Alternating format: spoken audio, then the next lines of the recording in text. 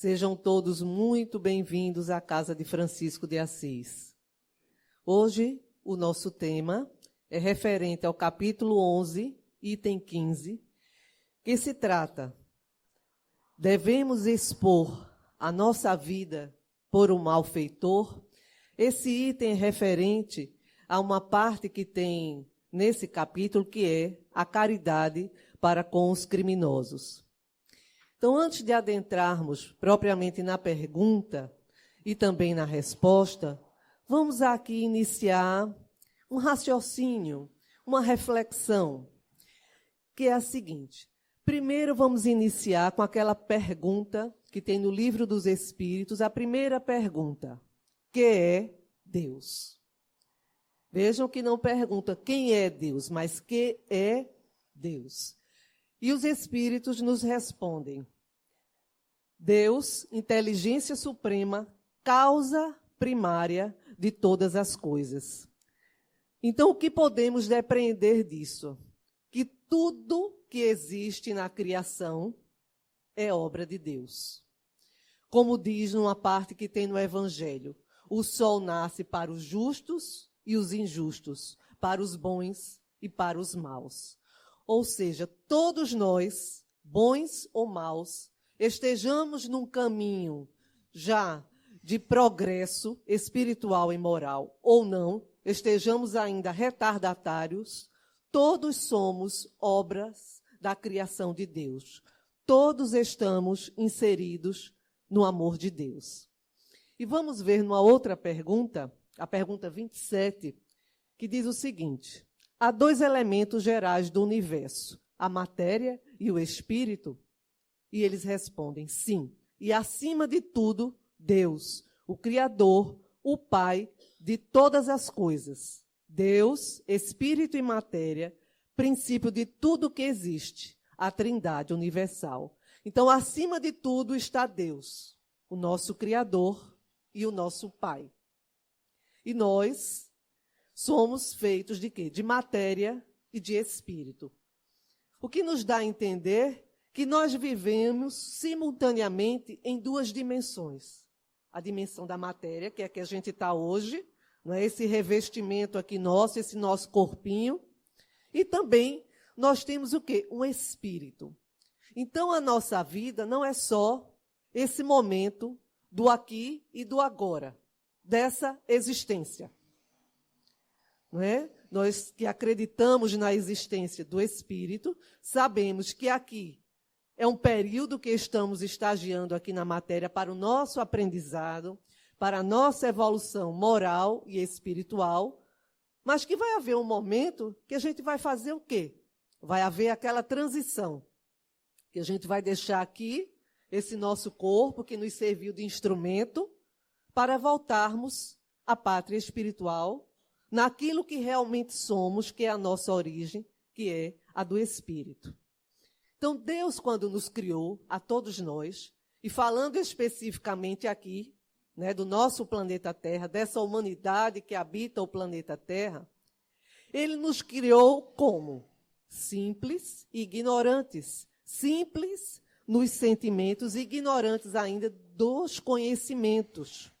Mas em nossa mente, não é? Em nosso espírito, Ele já colocou lá os germes da virtude. Ele já colocou lá os seus ensinamentos. Inclusive, há uma pergunta no Livro dos Espíritos: onde estão escritas as leis de Deus? E os Espíritos respondem: na consciência de cada um. Então, a gente sabe disso, que quando a gente faz alguma coisa que não está certo, a nossa consciência nos acusa ou não? O que é que vocês acham? Vem, né, aquela pontinha, aquele incômodo. Epa, não estou num caminho muito bom. Às vezes a gente até não tem a percepção, a consciência, não é, do que aquilo pode nos trazer, em termos de consequências. Mas alguma coisa nos alerta, acende aquela luzinha, né? Eita, estou fazendo alguma coisa que não é boa. Então aí estão contidas as leis divinas.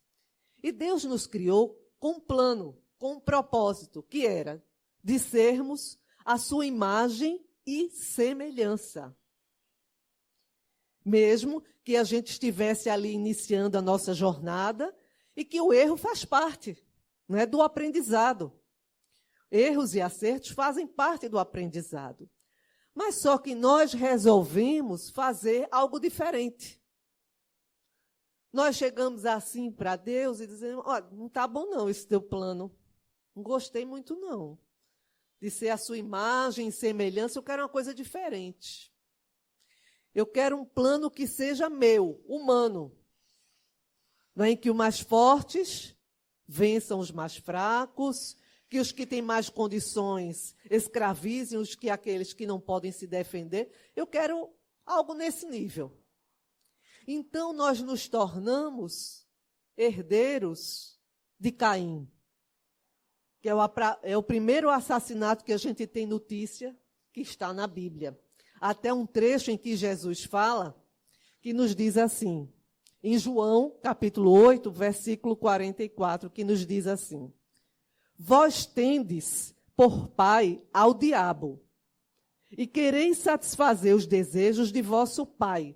Ele foi homicida desde o princípio. Então, aqui Jesus faz uma referência, né, lá ao Velho Testamento, justamente a Caim. Quando ele diz aqui, tendes por pai ao diabo, não é aquele diabo que a gente normalmente imagina. Que diabo vem da palavra grega diabolos, né, que significa adversário. Então, aqui ele fala no sentido de ser adversário. Que nós tomamos por nosso pai, ao invés de ser Deus, nós tomamos por pai o diabo, ou seja, o adversário, aquele que trazia as leis contrárias àquilo que ele tinha trazido para nós, de sermos a sua imagem e semelhança. Então, nós optamos justamente por seguirmos essa herança de Caim, esse plano humano, né, de que vença o melhor, né, de que o melhor se sobressai, não necessariamente o melhor moralmente ou espiritualmente, mas o melhor em sentido da matéria, da vivência aqui na Terra, em termos de status, em termos de força, em termos de riqueza. E com isso nós fomos engendrando um plano ao qual hoje a gente não consegue dar conta. Porque, como a gente sabe, a violência vai gerando a violência, a maldade gera a maldade. Então, hoje nós nos vemos numa situação em que nós ficamos estarrecidos com os crimes que são perpetrados, que acontecem, que toda hora a gente vê no noticiário. São coisas que nós ficamos assim, como se diz no popular, né? De queixo caído. O crime em todos os níveis. E hoje, para completar, com o advento da internet, ainda temos os crimes cibernéticos, os crimes inerentes, não é, a essa ferramenta, que deveria ser apenas uma ferramenta que nos proporcionasse o progresso intelectual. Mas, infelizmente, pela nossa invigilância. O problema não é a internet, o problema é a nossa invigilância. E vamos ali navegando por determinados sites, por determinadas situações que nos trazem os prejuízos. Então, nós temos que fazer uma reflexão a respeito desse nosso comportamento que começou lá atrás, como herdeiros de Caim, que optamos pelo assassinato, que optamos pelo roubo, pela pilhação,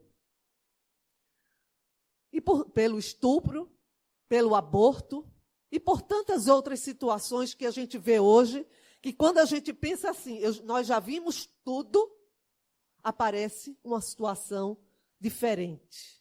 Aparece um crime, uma crueldade diferente, com a qual, como já dissemos, ficamos boquiabertos, estarrecidos. E a gente, hábito nosso, é humano, que a nossa perspectiva seja essa, de que o outro é errado, de que só o outro é criminoso, não é, que o mundo está de uma maneira como se nós, como indivíduos e também como coletividade, não tivéssemos a nossa parcela de culpa. não tivéssemos dado, em algum momento, a nossa contribuição. Foi perguntado a Chico uma vez, quem é o criminoso? O que é o criminoso? E Emmanuel responde, somos todos nós que ainda não fomos descobertos. Porque, às vezes, aos nossos olhos, crime é o roubar, é o matar. Não é? São aqueles que estão, às vezes, no poder e que se utilizam desse poder político e roubam, não é? Desviam verbas. Então, às vezes, aos nossos olhos, os crimes são apenas esses. Mas existem outros de pequena monta, mas que ainda assim são crimes.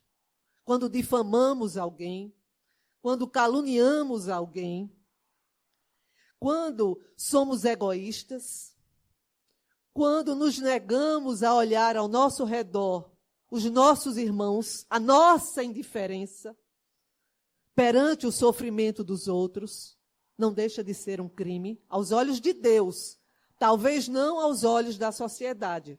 E é nesse sentido que Emmanuel nos deu essa resposta, né, de que criminosos somos todos nós que não fomos descobertos. Então, cada um de nós, em alguma medida, infringe a lei. Se não as leis humanas, mas as leis de Deus.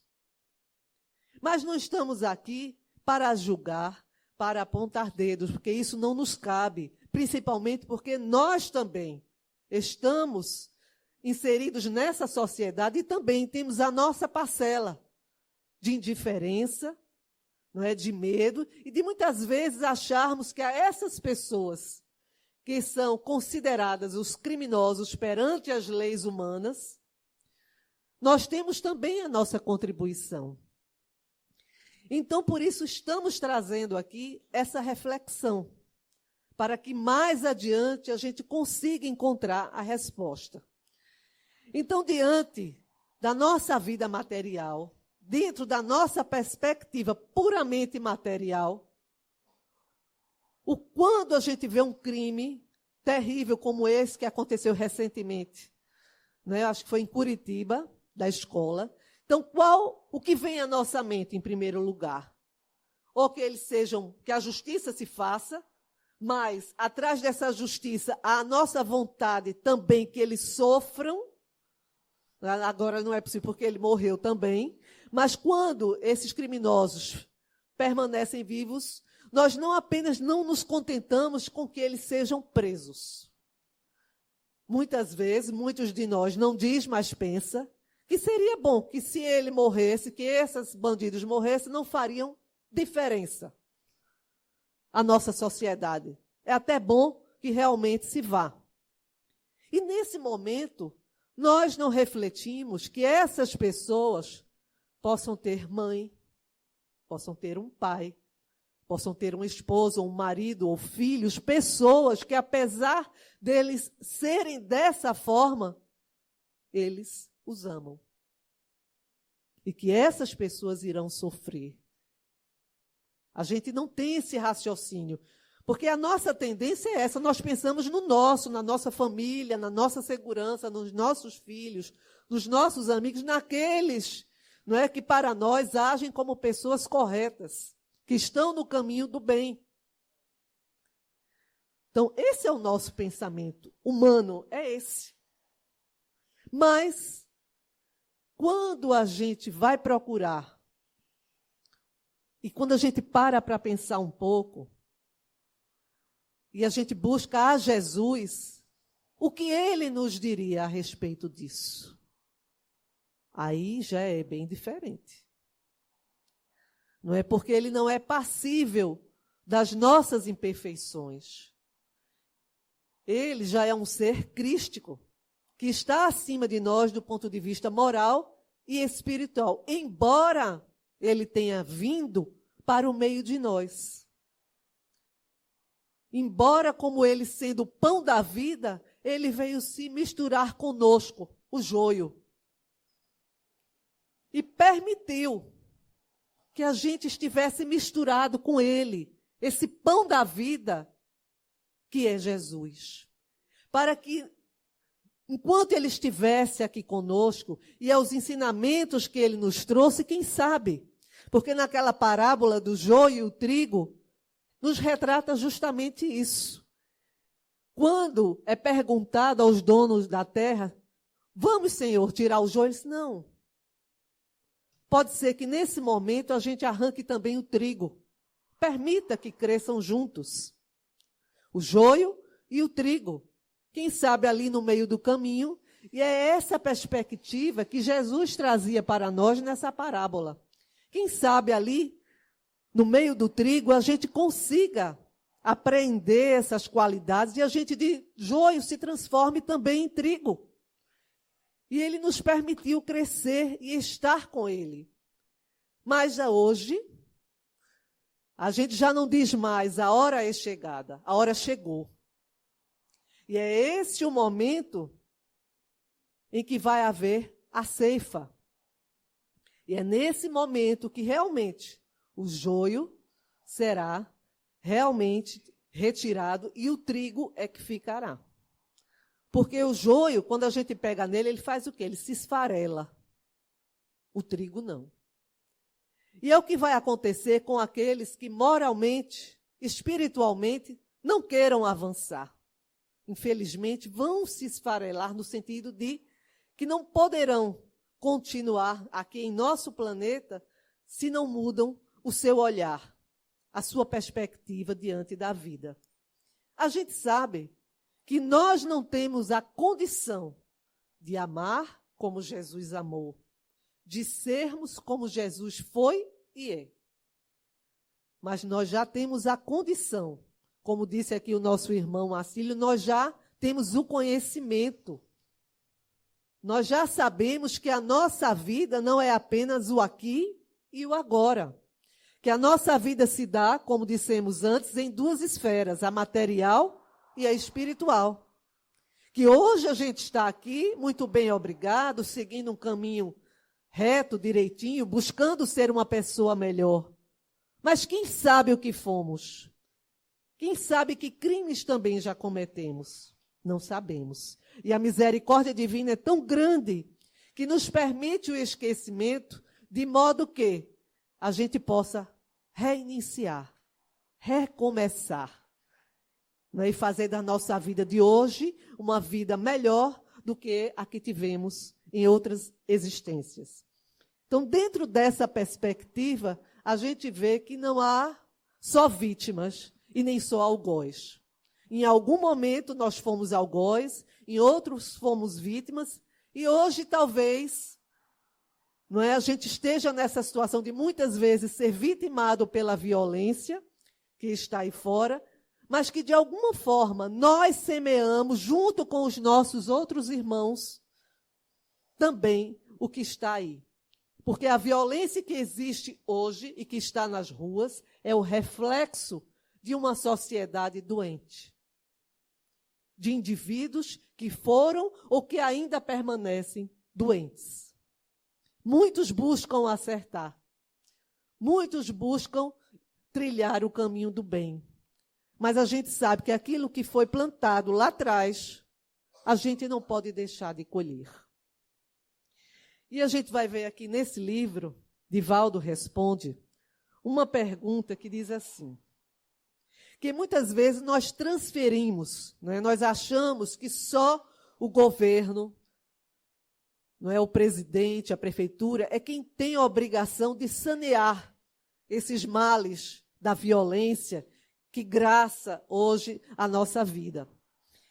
E é perguntado a Divaldo o seguinte, a propósito da atuação do governo, é grande o número de pessoas que afirmam que pagam impostos e que, portanto, cabe ao governo a responsabilidade pela assistência social e a segurança. É correto pensar assim? Divaldo nos responde, seria correto se os governos cumprissem com seu dever, mas como existem governos injustos, e a gente sabe que a maioria deles, infelizmente, o são, lavar as mãos como fez Pilatos, que mesmo reconhecendo a inocência de Jesus, não impediu a sua condenação. nós reconhecemos a miséria que podemos diminuir, mitigar a sede, matar a fome, proporcionar a saúde, dar uma palavra amiga, praticar um gesto de gentileza. Isso não é do governo, mas nosso. Seria o mesmo que esperar que o governo acabe com a violência. Ele pode decretar a paz, mas nem sempre tem mecanismos para acabar com a violência individual. É ou não é, gente? O governo amanhã pode baixar um decreto, é proibido a violência. Mas se nós, em nossa intimidade, em alguma medida, ainda somos violentos, somos agressivos, isso vai funcionar? Não, não é? A violência do indivíduo contra si mesmo, contra seu próximo, contra a sociedade, é uma patologia. Quando estamos em uma sociedade injusta, o indivíduo se sente discriminado e, não raro, em total desequilíbrio, resolve cobrar pela violência aquilo que deveria receber gratuitamente. Na atualidade, graças à drogadição, o indivíduo que se sente vazio foge, perde os parâmetros, enlouquece e passa a fazer parte da violência urbana que ameaça a todos nós. É ou não é? Isso que Divaldo nos fala. Porque a miséria, a fome, as desigualdades sociais, sim, fazem parte ainda do nosso estágio de aprendizado. Mas a miséria, a fome, o assassinato, isso fomos nós que criamos. Porque se a gente tivesse, né, um outro comportamento já se a gente tivesse governos que fossem justos, que ao invés de priorizarem a si próprios e aos seus interesses, e aqui não queremos apontar nem este ou aquele governo, estou falando de forma geral, porque isso é no mundo inteiro.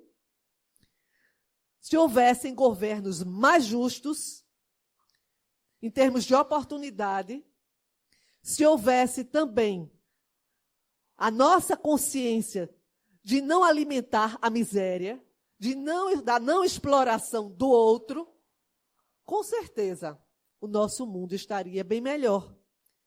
Então, aqui o que ele nos chama a atenção, por mais que haja governos injustos, situações injustas, nós, como cidadãos e indivíduos, não podemos lavar as nossas mãos, como assim o fez Pilatos.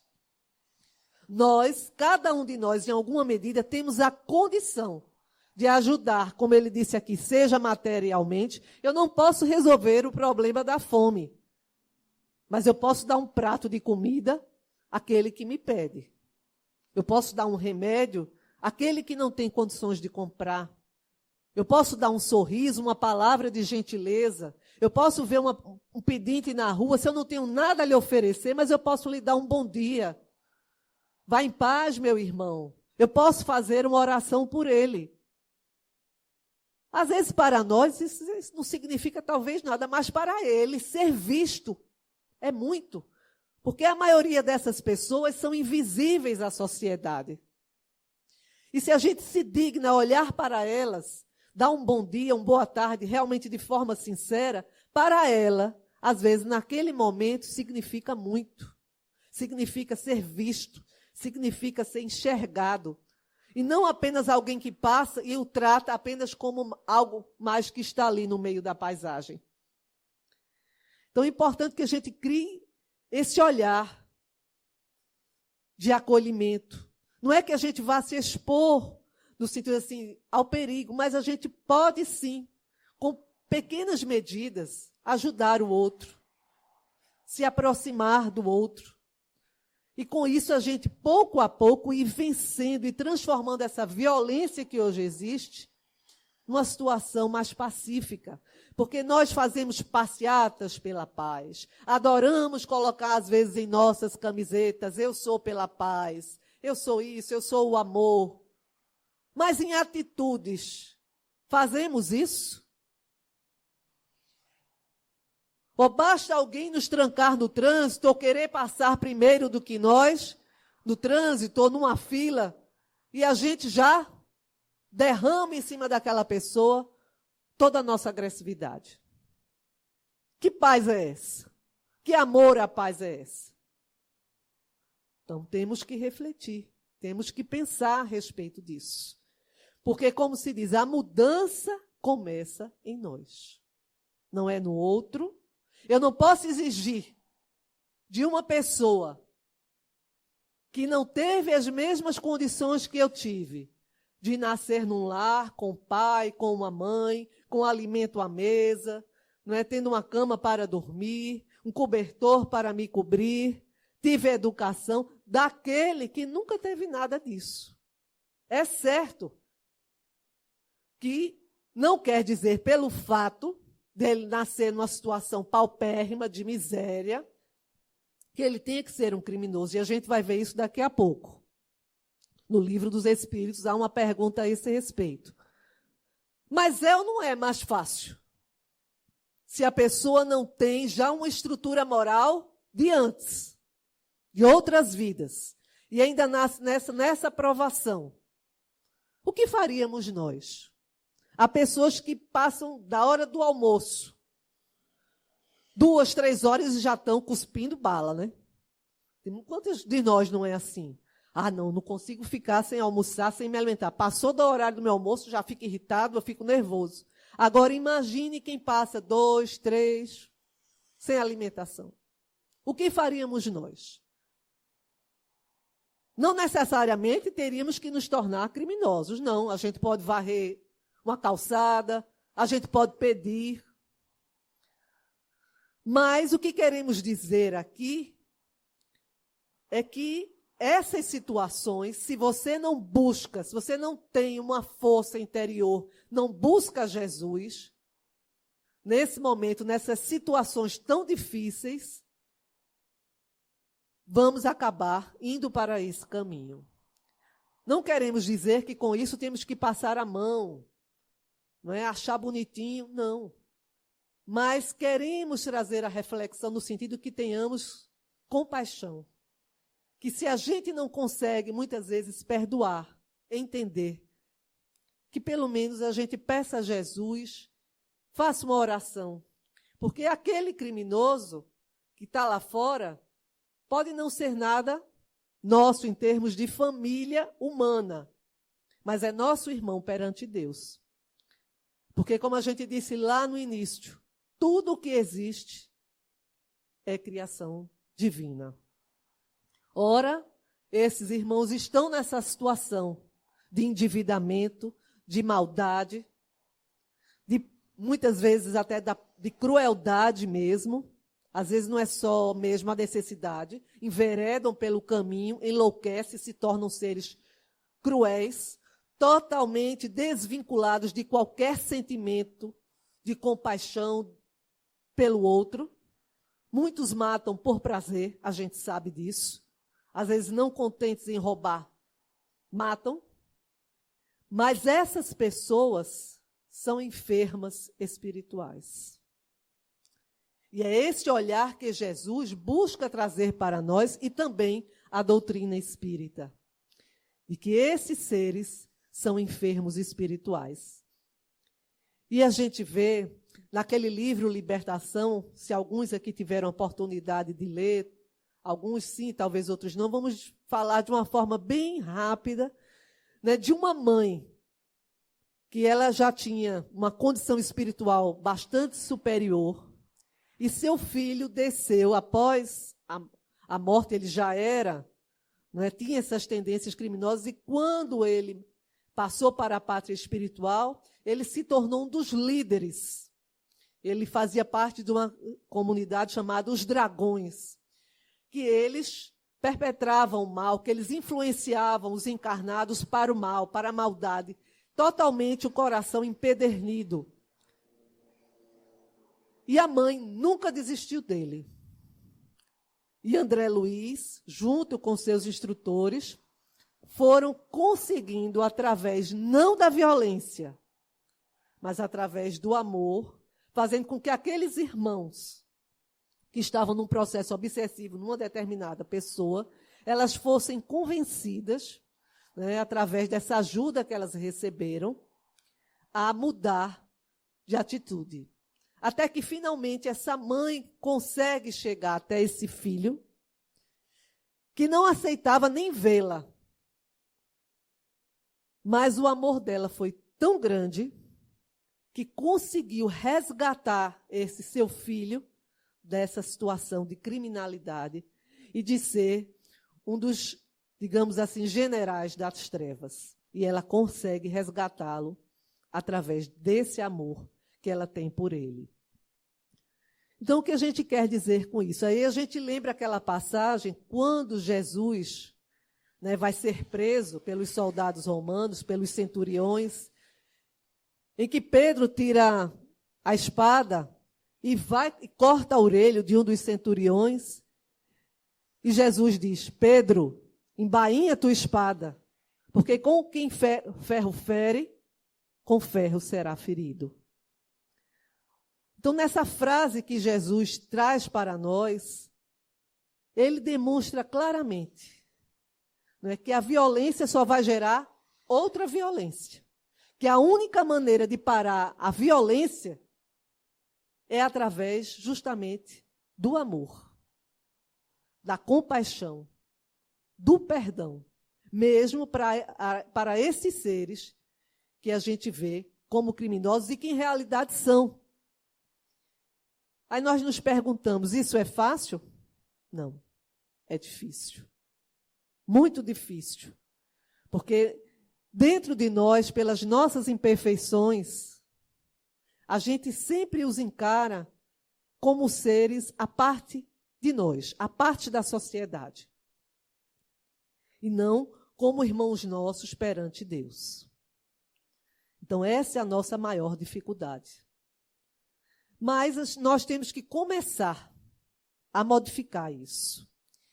E vamos aqui trazer, nesse livro, que fala aquela pergunta justamente que nós dizíamos: será que todos aqueles que nascem numa situação de miséria, de pobreza, são fadados à delinquência?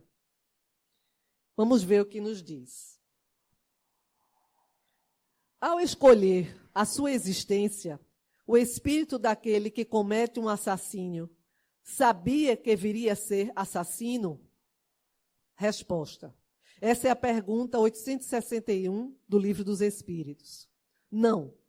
Escolhendo uma vida de lutas, sabe que terá ensejo de matar um dos seus semelhantes, mas não sabe se o fará, visto que ao crime precederá quase sempre de sua parte a deliberação de praticá-lo. Ora, aquele que delibera sobre uma coisa é sempre livre de fazê-lo ou não. Se soubesse previamente que, como homem, teria que cometer um crime, o espírito estaria a isso predestinado. Ficai, porém, sabendo que ninguém há predestinado ao crime, e que todo crime, como qualquer outro ato, resulta sempre da vontade e do livre-arbítrio. Demais, sempre confundis duas coisas muito distintas: os sucessos materiais da vida e os atos da vida moral. A fatalidade que algumas vezes há só existe com relação àqueles sucessos materiais, cuja causa reside fora de vós e que independem de vossa vontade. Quanto aos atos da vida moral, esses emanam sempre do próprio homem, que, por conseguinte, tem sempre a liberdade de escolher. No tocante, pois, a esses atos, nunca há fatalidade. Então, aqui fica bem claro, não é? Que mesmo aqueles que nascem numa situação de miséria, de dificuldades extremas, há ainda o livre-arbítrio, há ainda o poder de escolha. Porque também nós vemos a criminalidade não apenas nas baixas camadas sociais. Nós vimos também, muitas vezes, entre pessoas de grande poder aquisitivo e que partem por esse caminho da criminalidade. Né? Quantos jovens, às vezes, de famílias ricas e que perpetram pelo crime, né? Que cometem os abusos sexuais, que às vezes cometem os abusos contra aquelas pessoas que vivem nas ruas, Né? Quantos casos nós já não vimos? E quantos aqueles que estão, como já dissemos antes, em situação de poder, de governança, que além, não é, de todas as facilidades materiais, têm o poder de decisão e que, ao estar nessa situação, visam apenas os próprios interesses, ou o interesse daqueles que estão com eles, né, mancomunados nas mesmas situações. E aí? Né, os chamados crimes do colarinho branco. São tão criminosos ou muito mais criminosos do que aqueles que estão nas ruas e que não tiveram oportunidade alguma. Não é verdade? Então, é nesse aspecto que a gente tem que, sabe, sair aquele olhar raso, né, de que o criminoso é assim porque ele quer ser, ou só pela questão dos fatores sociais. Não. Existem os fatores sociais, socioeconômicos, mas existem os fatores morais, espirituais e aqueles que estão ligados justamente ao nosso livre-arbítrio. Nós sempre temos o poder de escolher, ir por um caminho ou ir por outro. E Chico tinha um hábito muito peculiar. Ele gostava muito de visitar as penitenciárias, os presos, em especial no Dia das Mães. Ele fazia questão de, no Dia das Mães, ir aos presídios, lá de Minas Gerais. E ele, ao chegar lá, ele era muito conhecido, era muito querido, e ele levava lençol, mantas, né, para aqueles presidiários, cigarros. Uma vez até ele foi perguntado: Chico, você, ao levar cigarro para os presos, você não vai estar incentivando o vício neles? E Chico responde: nós não estamos aqui para dar sermão. Então, Chico tinha muito claro que não era possível violar consciências, que naquele momento ele estava ali como um irmão, que olha para outro irmão endividado com compaixão, com misericórdia. Ele não estava ali para apontar dedos, como nós fazemos usualmente. Então ele fazia questão de abraçar, de apertar a mão de cada um daqueles presos, de conversar com eles, de conversar com aquelas mães que ali estavam, porque muitas chegavam próximo deles e: ô Chico, eu estou sofrendo tanto. O meu filho está nessa situação, ele ainda não se arrepende. E ele costumava consolar aquelas mães. Porque nessa situação, quem mais sofre, além, às vezes, da própria vítima, são os pais. E, em especial, as mães. Porque uma mãe nunca quer abandonar seu filho, né? Mesmo nessa situação tão difícil. Porque ninguém cria um filho para ser marginal, para ser delinquente. Infelizmente, eles às vezes enveredam por esses caminhos a nosso contragosto, evidentemente. Começam, às vezes, pelo caminho da drogadição e, por conta da drogadição, vão para esse caminho do crime. E foi também perguntado a Chico: Chico, quando você vai no presídio, você vê lá muitos obsessores? A presença de muitos obsessores lá? Ele disse: não, meu filho, porque os obsessores já conseguiram o que queriam. Eles já estão aqui, presos. Né? Já foram pelo caminho do crime. O que eu vejo aqui é o espírito de muitas mães. Vejo aqui muitas entidades, muitos anjos guardiões que tentam influenciar aqueles que aqui estão ao arrependimento, a busca pela mudança, a que ao saírem daqui não vá mais por esse caminho. E também Haroldo nos conta que ele, como vocês sabem, né, ele é juiz de direito. Ele, numa conversa com o preso, perguntando ao preso, porque ele ia ter progressão de pena, ele pergunta a ele: e você está pronto? Porque do ponto de vista jurídico, objetivamente, você já tem as condições para a progressão de pena. de sair daqui. Mas você se sente pronto? Ele disse, sim, eu fui salvo. Foi como? Por uma prostituta. Aí Haroldo disse naquele momento, né, sustentou o riso. Tu está falando sério? Sim, porque o amor de uma prostituta por mim me fez mudar. Ela deixou essa vida e ela vem aqui me visitar e ela sempre me inspira aos bons sentimentos, a querer mudar de vida. A que quando sair daqui a gente possa ter uma vida decente, diferente da que eu tinha antes. E Haroldo disse que naquele momento ele chega a sentir um remorso, né, pelo fato de querer rir. Então a gente vê que Deus usa as criaturas para ajudar as próprias criaturas, que tem caminhos insondáveis para atingir o coração das pessoas.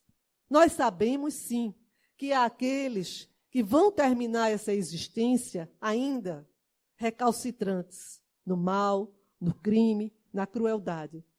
Mas há aqueles que, quando Deus encontra a oportunidade, Ele utiliza outras pessoas para semear ali a modificação, né? A mudança de comportamento, de postura. E não é isso que Ele faz também com cada um de nós? Quando Ele encontra em nossos corações a oportunidade, Ele não semeia em nós para que a gente busque caminhos diferentes, que a gente vá abatendo o nosso orgulho, o nosso egoísmo, a nossa vaidade, a nossa intemperança, a nossa agressividade, para que a gente encontre caminhos mais pacíficos, para que a gente seja mais tolerante, para que a gente aprenda a ser benevolente, indulgente e se torne, como diz, não é, no Evangelho segundo o Espiritismo, um homem de bem. A gente busque perdoar. Então é isso que Jesus nos convida, que a gente possa deixar um pouquinho esse nosso olhar, não é, tão material e tão humano, não é, de só visarmos aquilo que nós achamos, mas que a gente possa, aos pouquinhos, entender. Porque Jesus disse, né, fazer aos outros todo o bem que gostaríamos que nos fizesse. E Ele foi além. Amar os inimigos. E depois Ele ainda foi mais além. Ele nos diz, amai-vos como eu vos amei. Então, esse é o nosso modelo e guia. De um dia, amarmos-nos uns aos outros como Jesus nos amou. Mas por agora, meus irmãos, vamos pelo menos orar por esses irmãos que se encontram nessa situação da criminalidade. E vamos aqui à pergunta, não é, que nos traz na noite de hoje. Um homem está em perigo de morte. Para salvá-lo é preciso expor a vida. Mas sabe-se que esse homem é infeliz e que ele, se escapar, poderá cometer novos crimes. Deve-se, malgrado, expor-se para salvá-lo? Pergunta difícil, né? Muito difícil, ainda para o nosso estado atual. Mas Lamennais nos diz o seguinte, o devotamento é cego. Socorre-se um inimigo. Deve-se socorrer o inimigo da sociedade, numa palavra, o malfeitor. Credes que é somente a morte que se vai arrancar esse infeliz? É talvez toda a sua vida passada.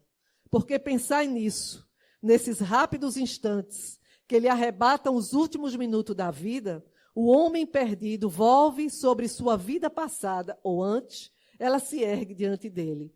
A morte talvez chegue muito cedo para ele.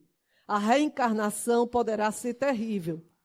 Lançai-vos, pois, homens, vós a quem a ciência espírita esclareceu. Lançai-vos, arrancai-o a sua condenação. E então talvez, esse homem que morreria vos insultando, se atirará em vossos braços. Todavia, não é preciso perguntar-vos se o fará ou não, mas ide em seu socorro, porque salvando-o, obedeceis a essa voz do coração que vos diz, pode salvá-lo? Salva-o. E cumprimos a orientação do Cristo de amar aos nossos inimigos. E para encerrar, vamos ler uma mensagem de Emmanuel que está no livro Escrínio de Luz, que se chama Delinquência. Examinando de frente os erros e deficiências que ainda nos caracterizam a tela social no caminho humano, o delinquente, confesso, é quase sempre fruto envenenado que inadvertidamente ajudamos a amadurecer na plantação de nossos próprios desajustes.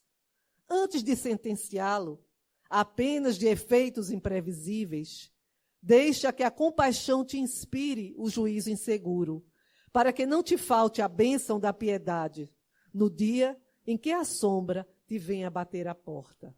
Lembra-te que, diante da lei, a criminalidade não é apenas aquela que comparece à barra dos tribunais que o mundo improvisa. Recorda, quantas vezes aniquilamos a esperança do companheiro com a palavra insensata? Em quantas ocasiões teremos eliminado a lavoura promissora da fé no espírito dos semelhantes com a lâmina do mau exemplo? E rememora as múltiplas estradas em que a alegria dos outros terá desaparecido ao contato dos raios destruidores de nossa intemperança mental.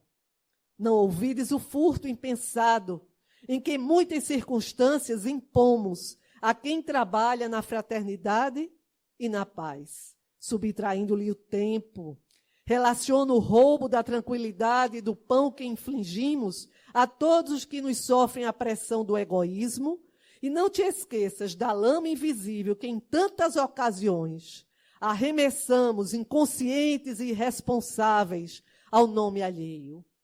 Quando aderimos sem perceber ao propósito escuso de quantos navegam na corrente lodosa de que se derramam injúria e maledicência.